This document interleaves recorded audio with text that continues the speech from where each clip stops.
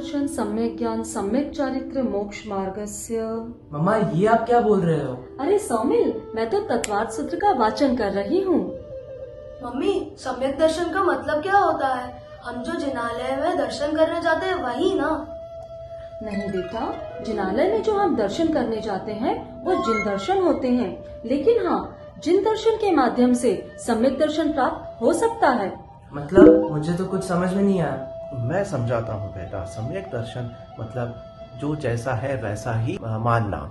जैसे हमारे जिनेंद्र भगवान वितरागी, सर्वज्ञ और हितोपदेशी है, उन्होंने बताया कि हमें इस संसार में मोह माया में ना पड़कर हमें हमारे आत्मा का कल्याण करना चाहिए और मोक्ष मार्ग में लगना चाहिए। अब अगर हम ये ऐसा ना करके हम बड़ी गाड़ी, बड़ा बंगला में फंसे रहते हैं तो हमारी सोच और हमारा ज्ञान मिथ्यात्व कहलाएगा, क्योंकि जो जिनेंद्र भगवान ने बताया हम वैसा नहीं कर रहे हैं।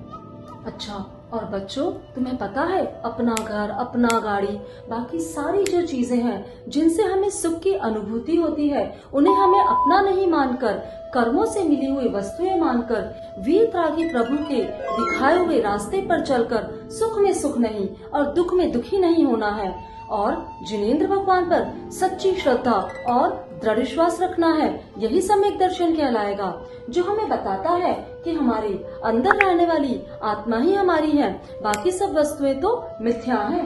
ये तो कितनी बड़ी बात है ना मम्मा। मतलब जिस घर को मैं अपना मानता आ रहा हूँ वो तो मेरा है ही नहीं। वो अपना हो भी कैसे सकता है बेटा? आज हमारा है, कल किसी और का होगा।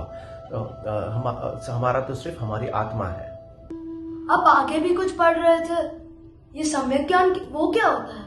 अच्छा, सम्यक ज्ञान को कुछ इस तरीके से समझो, जैसे तुम्हें कुछ बात पता चली, तुम्हें लगा वो सत्य है, कुछ ही देर बाद में तुम्हें पता चलता है कि कुछ और चीज हुई है, और तुम्हें पता चलता है वो बात तो गलत है, जो तुम्हें अभी तक सत्य लग रही थी, तो वो बात तुरंत ही गलत साबित हो गई।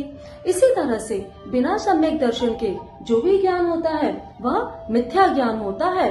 जैसे जब हम सम्यक दर्शन को प्राप्त कर लेते हैं तभी हमारा ज्ञान सम्यक ज्ञान बन जाता है।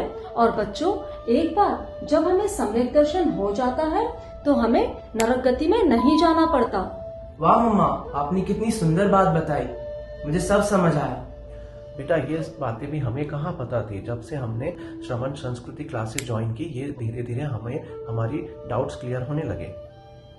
इसीलिए मैं कहती हूँ बच्चों कि हम सबको भी श्रवण संस्कृति की क्लासेस को ज्वाइन करना चाहिए।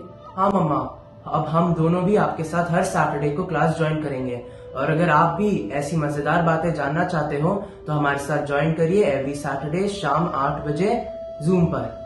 जय जिनेंद्र।